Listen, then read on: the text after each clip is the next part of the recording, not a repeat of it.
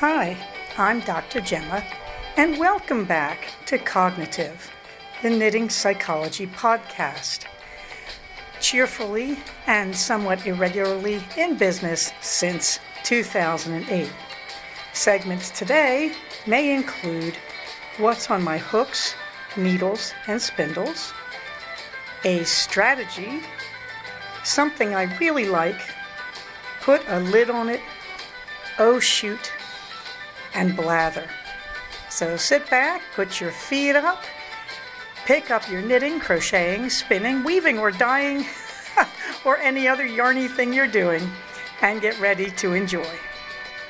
Hi, it's Dr. Gemma, and this is episode 13 of Cognitive. Welcome back. Let's see, I have a lot of interesting stuff because I've been doing a bit of updating. So if you'd like to send me comments, please respond either on our group on Ravelry, which is not surprisingly called Cognitive, or you can respond on the blog page at blogger.com. The address there is cognitivepodcast, all one word, .blogspot.com. Cognitive is spelled C-O-G, the word knit, I-V-E, podcast.blogspot.com. I'd like you to know we do have a listener's map. I know because I looked it up myself. It's pretty old, but it's there. So if you'd like to add yourself to our listener's map, please feel free. There is a link in the show notes. I also have a YouTube channel, which is called, really originally, Dr. Gemma. You spell out the word doctor. On that site, I have 1-minute flash tips about surviving the pandemic.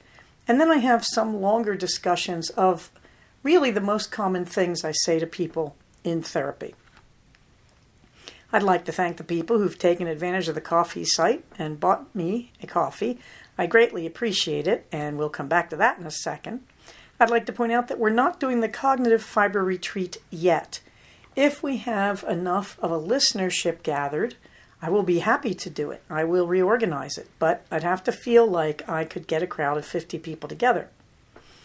I'd also like you to know that if you're listening to me here, I'm not going to add you to my Instagram account because I have problems with robots and because I used to work in a prison. So please, if you'd like to comment or follow me, you can follow me at cognitivepodcast.blogspot.com or on Ravelry or on both. You can make all your comments here. In the warm thanks department, I owe a big apology to Frazzle Dazzle, because you're the one who restarted the Ravelry conversation. I had thought it was someone else, and I mentioned that last episode. My apologies, Frazzle Dazzle. I've really appreciated your comments. This is what I get for not investigating my Ravelry group enough, but this podcast, this particular episode, has a lot to do with how I changed that habit. Thank you for your very kind posting about missing me and missing the podcast and being glad it's back. I'd also like to return to the topic of a coffee and thank Sarah H. for that delicious coffee. I really appreciate your generosity. It's the little things like that that go towards just the monthly bills for keeping the podcast going.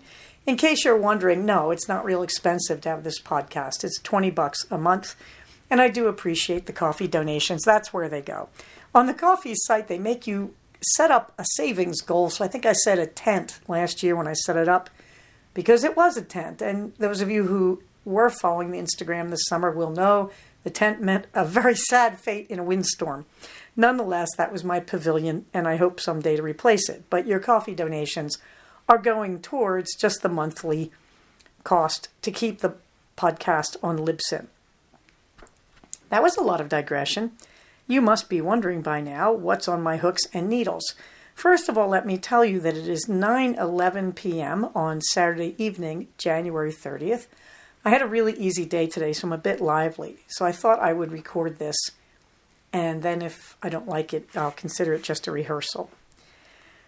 Meanwhile, what's on my hooks and needles, you may be asking? Well, it's been another really happy week for the knitting. Twin Faces Vest is now on safety yarn. I took the needles out of it and put yarn in place of them and then tied it off. So I need to pack that up and take it down to the post office and send it to her. So that's at a really good place, and it's driving me nuts because I really want to make now a vest for myself. I have a few vests I've made along Harry Potter type themes, and I'd really like to just make a good serviceable vest with a size that fits me better. So far, my vests, following Ann Budd's Knitter's Handy Book of Patterns, my vests have come out a little bit floppier than I want. So I want to work on that. So what I'm doing is I took the Frances Revisited sweater that I knit on size 10 needles in worsted weight yarn and came out very nice and very fitted. And I'm trying to reverse engineer it. So I started at the bottom. It's a top-down sweater. And I'm trying to work my way backwards, upside down, increasing where I decreased, etc., and trying to rebuild that from the bottom up to the armholes. And from that point, I should be able to fudge pretty well from Ann Budd's Knitter's Handy Book of Patterns, the vest pattern. So we'll see how that goes. I'm toying with it. I haven't really started it, but I have drawn up the schematic for the reverse engineering.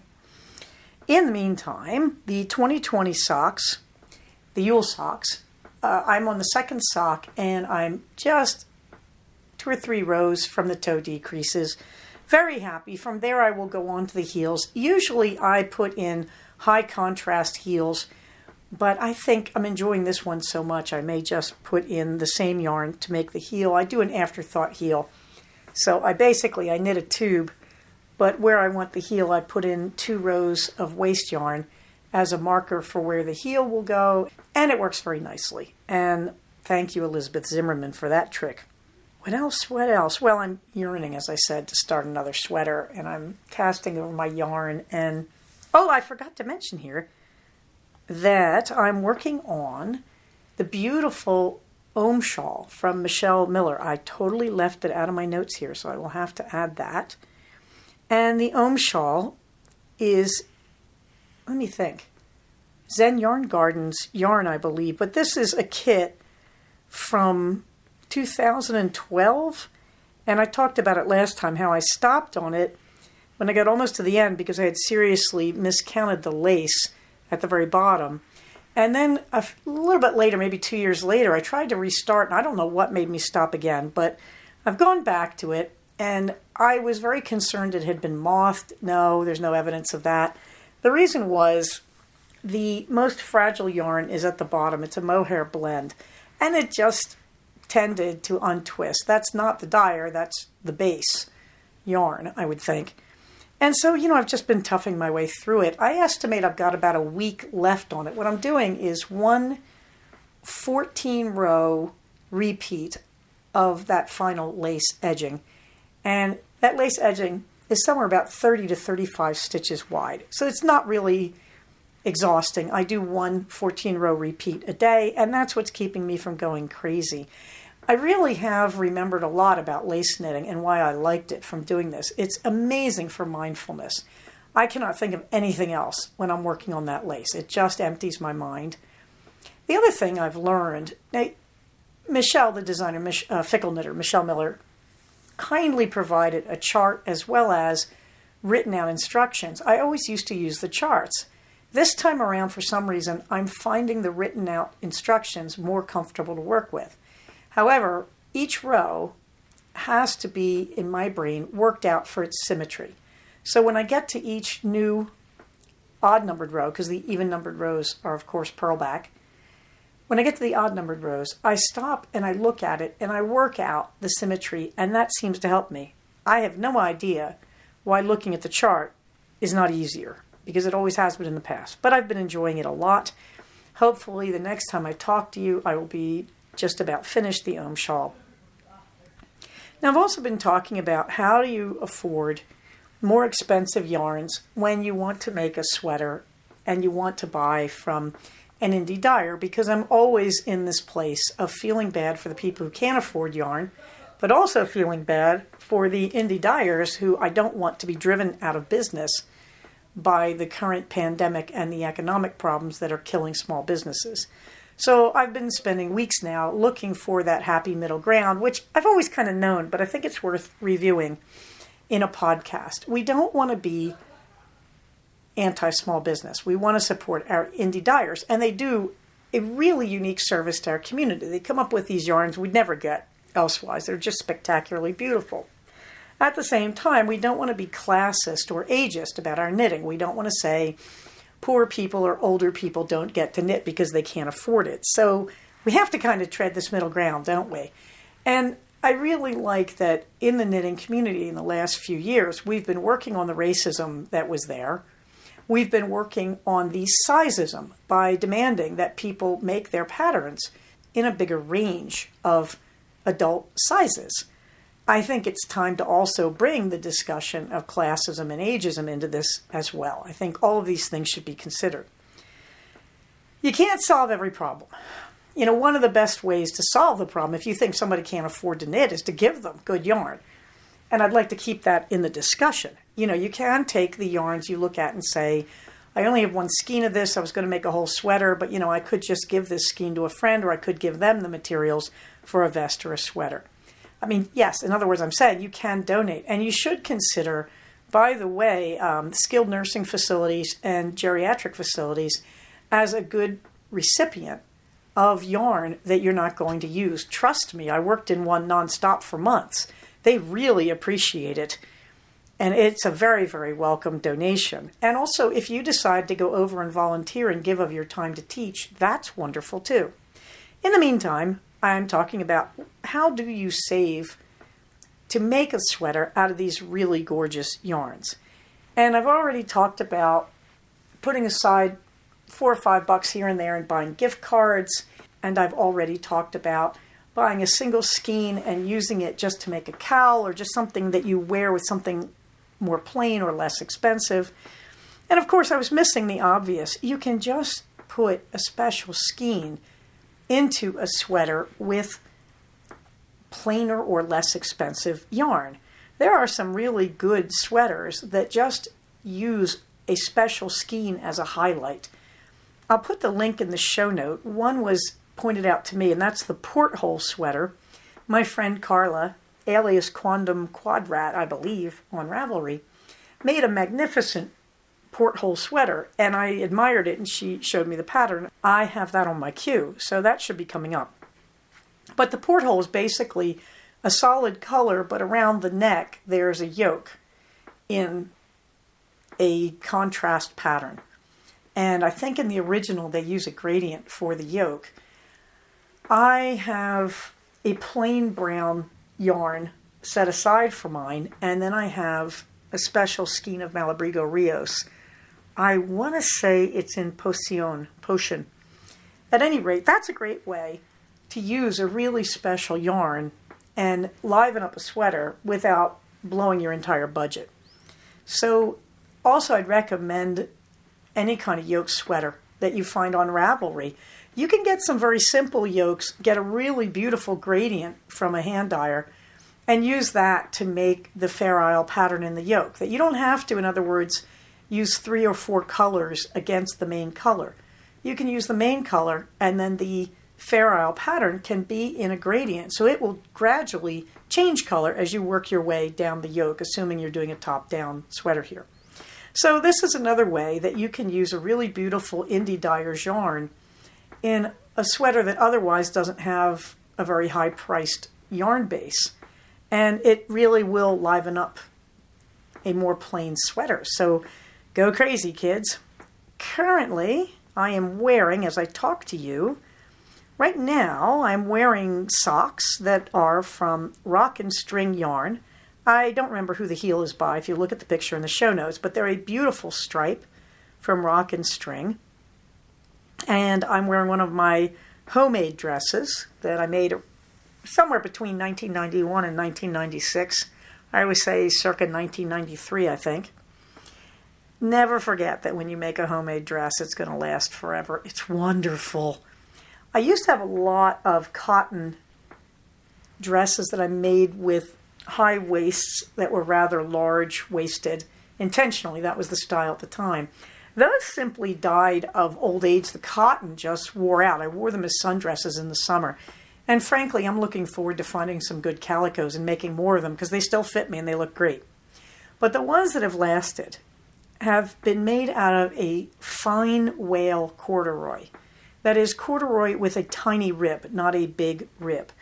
These babies wear like iron. There are a lot of boutique designers who are making the style of dress that you will see in the picture in my show notes, which is a drop-waisted dress with a rather large waist, which I used to clip at the back when I was younger and smaller. Now I'm about 30 pounds bigger than when I made this dress, just with age, really.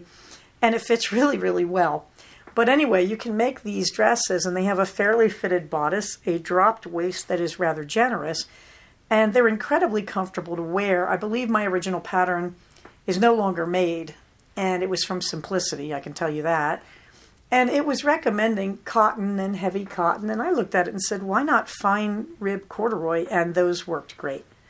So remember, if you're going to make yourself a few dresses like this, if you use really good materials and you take your time and really do the job carefully, these things, well, the dress I'm wearing right now is probably about 28 years old, and it looks great, if I do say so myself.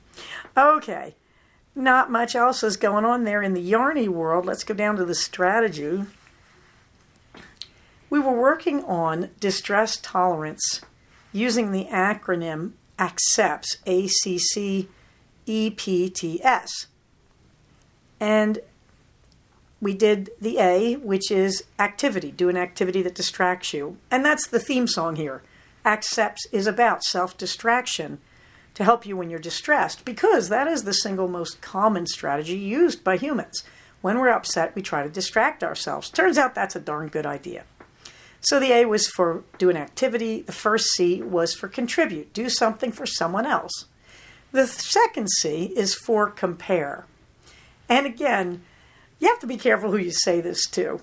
I'm very careful when I describe this to my patients, because when you say compare, what you're really saying is, oh, this could be so much worse. I mean, I may be upset, but really this could be so much worse than it is.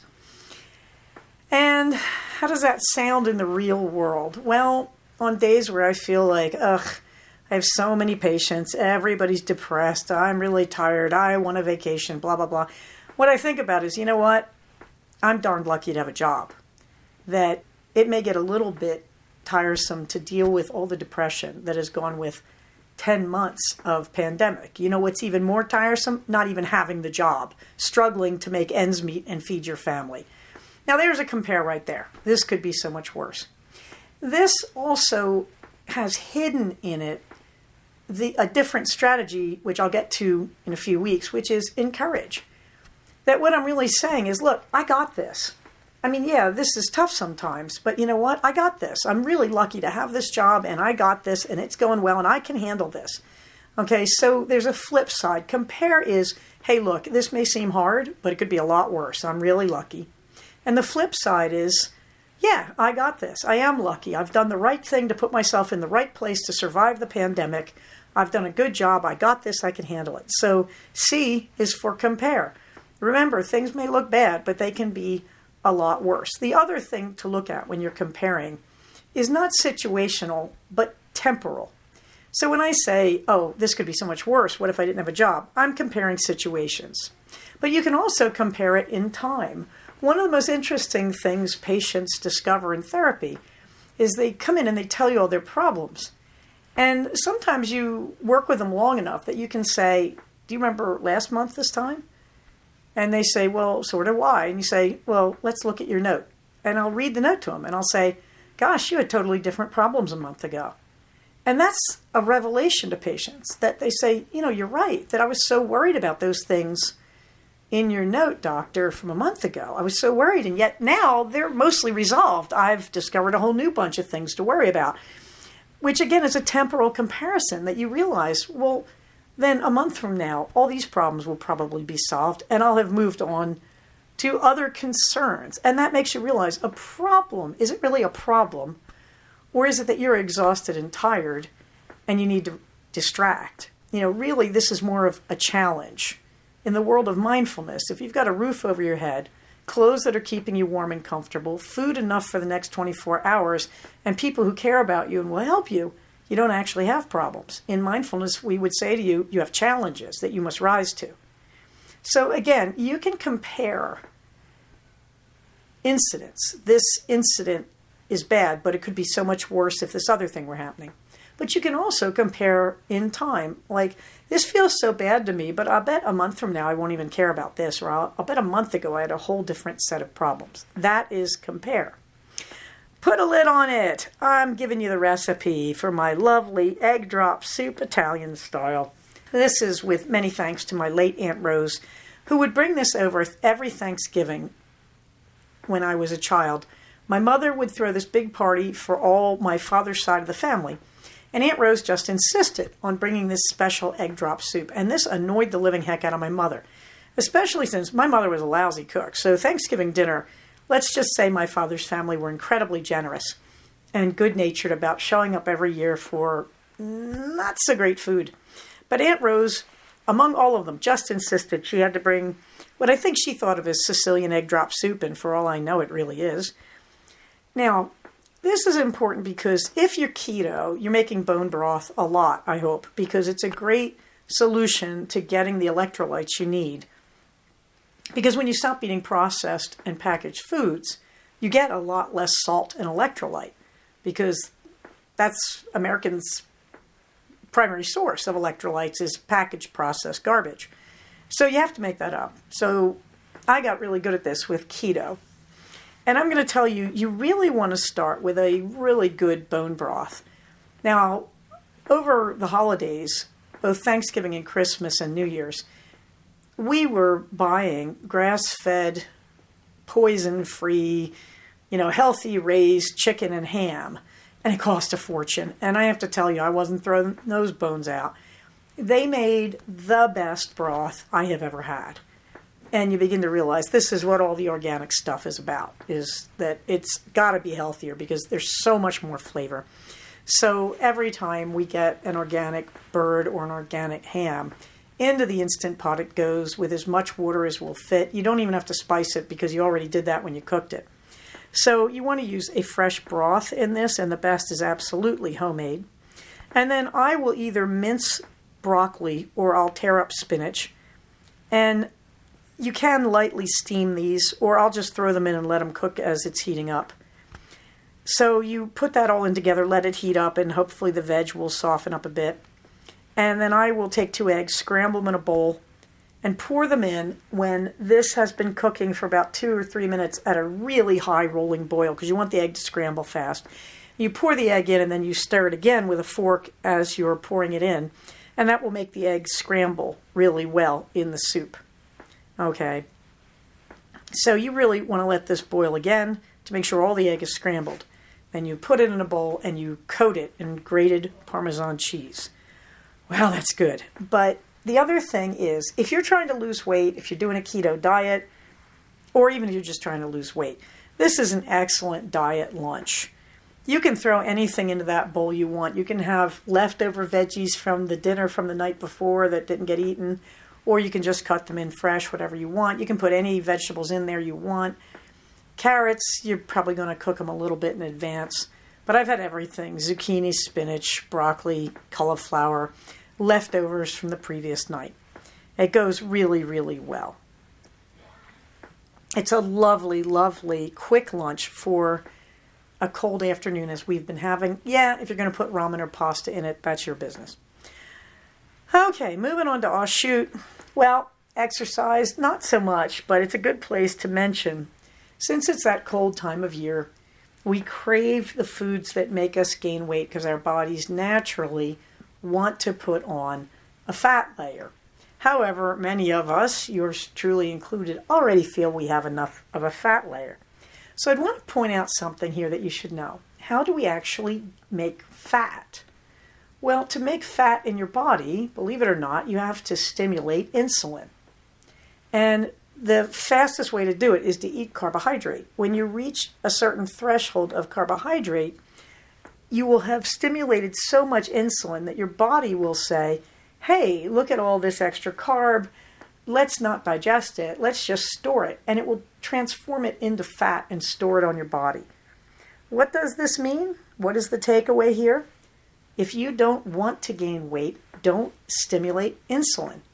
What stimulates insulin? Carbohydrate, wildly, rice, potatoes, pasta, beans, starchy vegetables, in other words, vegetables that grow in the ground like carrots and beets. What does not stimulate insulin? Well, protein will stimulate it a little bit, but nowhere near the amount that carbohydrate stimulates it. And the very best thing to avoid stimulating insulin, eat healthy fat. So avocados, fatty meat, those are the things, I'm trying to think of other healthy fats, eggs, those are the things that you can eat. They will fill you up, and yet you will not stimulate insulin, so you won't be gaining weight. Just food for thought there. In the meantime, something I really like, solar-powered twinkly lights. If you look in the show notes, you can see ours on the edge of our front porch. They're also on that white fence, but you can't see them turned on yet because it's only sunset, and that was such a gorgeous sunset with the twinkly lights. I had to take a picture and show it to you. These things are great. The link is in the show notes for them. These are so good. You spend about, I think it's $26, and you get 2 long strands of them. I want to say they're about 30 feet long. And all these is solar powered. So you put them anywhere you want. And at the very end, there's a solar power charger, little tiny square of plastic with a solar power charger on it. And it has a stake, and you just stake it into the ground. And these are the world's cheapest Christmas lights, and you can keep them up all year round. You can put them in your house as long as you make sure the solar charger is facing out a window that gets sunlight. We are so happy with these. My son wanted Christmas lights, and at the same time, my husband wanted to repaint the porch, which hasn't happened yet, I'm just saying. But anyway, I found these online and said, oh my gosh, these are adorable. And we put them up on the porch, and they're just a casual thing to decorate before Christmas, and they're easy to take down for, whenever the porch does get painted. Okie dokie. So let's move on to the blather. Well, first of all, I wanted to thank everybody for listening, as I always do. And it's especially meaningful to me because I'm returning after several years off. I think it was about 3 years. So I had to get a lot of my skills back. I was thinking about this after that one person wrote to me and said, talk slower. And I said, not likely to happen in this lifetime. But it did remind me that I did lose some of my podcasting skills, some of my know-how. And so it's been interesting over the last 13 weeks trying to get all the skills back, actually more like 15 weeks. And on top of that, even when I have the skills back, I'm pretty considerably stressed right now. It's not easy to be a mental health clinician in a pandemic with major economic disaster and a far too exciting election episode recently behind us. It's been a tough few weeks. In fact, I'd have to say it's probably the toughest part of my career. The flip side of that is how grateful I am that I now can work from home. It makes a huge difference not to add 2 hours of driving to every working day. It is really amazing to work from home. I have just loved that part of the deal. So I really appreciate those of you who are returning. I appreciate the new listeners. I think you've been very generous with me. And I would like you to know that behind the scenes, I am still updating, trying to get my skills back, trying to organize things a little better. Of that, recently, thanks to Frazzle Dazzle and DNA Price, I went back to the Ravelry group, and I know Ravelry is not good to look at for many of us now, and I regret that.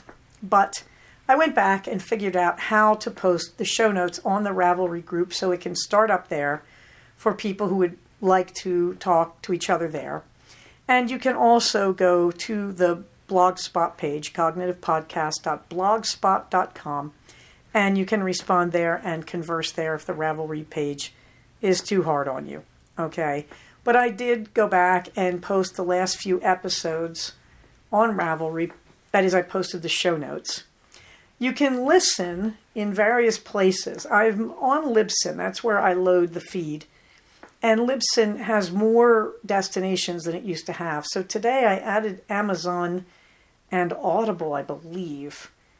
And it seemed really easy to do compared to the original instructions I was given for Audible. So I'm going to look that up and follow through, see if that's working. But I tried Spotify, and they gave me a cryptic message about my artwork. So I do have to try to figure that one out. But I am trying to add more listening destinations. In the meantime, I went into Ravelry, and on the cognitive groups page, I have several different pages attached to it, and they are the strategies. And I realized I had stopped with the strategies at about episode 112. So I spent some time going back through the files and trying to find strategies from the previous episode. So each strategies page is about 50 strategies. So the first page is episodes 1 through 50, which is good because those episodes are lost to us. And then there's a page, 51 through 100. And I've been working on 101 to 150. At the same time, I started a spare page for the new episodes. So I'm going to try and bring those up to date as best I can. I also would like to point out we have a thread that is introductions. So please feel free to go over to the Ravelry group and introduce yourself. And if you're a returning listener, feel free to reintroduce yourself. It's really nice to know you all and to read your introductions and find out about you. You're hearing all about me. It's really nice for me to get that in the other direction. Okay, meanwhile, power outages left and right. And I have to hand it to the beloved spouse. We've been missing them narrowly, but we finally had one. So there I was yesterday working away, and I had a full load of clients to see. And round about 2 o'clock, there was this kind of burp, and the Wi-Fi went out, and I couldn't figure that out, and I didn't realize the power had just gone off. So I have a hotspot, which is battery powered, so I turned that on and got everything back up and running. And what I didn't notice was my desktop computer has a battery power as well, so it's just switched to its battery. And all my computers switched to their batteries kind of quietly. I'm using Apple tablets, in fact, and so they already were on battery. So, to be honest, I didn't even notice this. The lights weren't on in the house yet. It wasn't late. The house was nice and warm. I just didn't notice our power had shorted out. But my husband did. And lo and behold, I'm sitting there and I suddenly hear the heater turn on. And I'm thinking, I wonder what that's about. I hadn't thought the house was cold. What it was about was my husband manned up, went outside with our son, and he turned on our generator, Gimli. And he just made it work. He went step by step, very carefully, through the procedure that we have the instructions pasted onto our circuit breaker board. And he went through it really carefully. And he did it so effectively and so quietly, I didn't even know. So I come out and I said, oh, look at that. We're supposed to have had a power outage, but I don't know why they think we had this. I mean, I got a letter from the power company saying you had a power outage, but now it's been restored. And I said, what on earth are they talking about? We didn't have a power outage because all the lights are on, the heat is going. And my husband got the look of the cat who swallowed the canary and said, yeah, we did. I just fixed it. And it was so transparent. And it was this wonderful sort of acid test of how prepared we've become over the last year with the pandemic, that I've spent months tweaking my system for seeing patients in real time so that if we have a power outage, I can immediately go to the MiFi hotspot on battery and all my computers can go to battery. And so I had just made that work so flawlessly. But behind closed doors, we also put in Gimli the generator. And my husband, who'd been kind of afraid to do it, just went out and made it work. And it was a good thing because it was about 32, 33 degrees out and snowy and everything else, and it would have been cold. And he just made it work. So I went outside with him, and there was little Gimli sitting in the driveway, happily chugging away, drinking its propane and doing its job. And my husband looked at me and he said, do you believe the power is on in the house? And I said, yes, I do. So he turned off Gimli, and I watched as he and my son went step by step in reverse, taking it apart. And we covered up little Gimli, and we wheeled him into the garage and went in the house, and the lights were on. So the generator is a great success. I might also mention in terms of changes I've made to the podcast, you notice I'm going past 30 minutes. Because I was listening once more to the Knitmores and to the two Knit Lit Chicks, which are absolutely my two favorite podcasts. And it's very hard for me to make the time to listen to podcasts. I don't mean to sound obnoxiously busy, but it's a farm in the winter with power outages in the middle of a pandemic, and I'm working full time, and our son is at home, and my husband is leading him through his classes every day to make sure he stays on the mark. We're kind of busy people, not to mention cleaning, animals, and maintenance. So my time is a little bit at a premium, but the house is a lot cleaner than it's ever been. And I finally realized I should be listening to podcasts again. I really needed to get my skills back, and I wanted to listen to my two favorite podcasts. I'm looking at other podcast kids, because I know there's a lot of other good ones that have started since I stopped. But in the meantime, I listened to these two. They both go on longer than half an hour. And I finally found myself saying, why don't I just expand my storage space on Libsyn and go longer than a half hour? Because I am rushing and babbling to get through everything in 30 minutes. That's probably an indicator I should go to more than that. So congratulations, kids. We're longer than 30 minutes.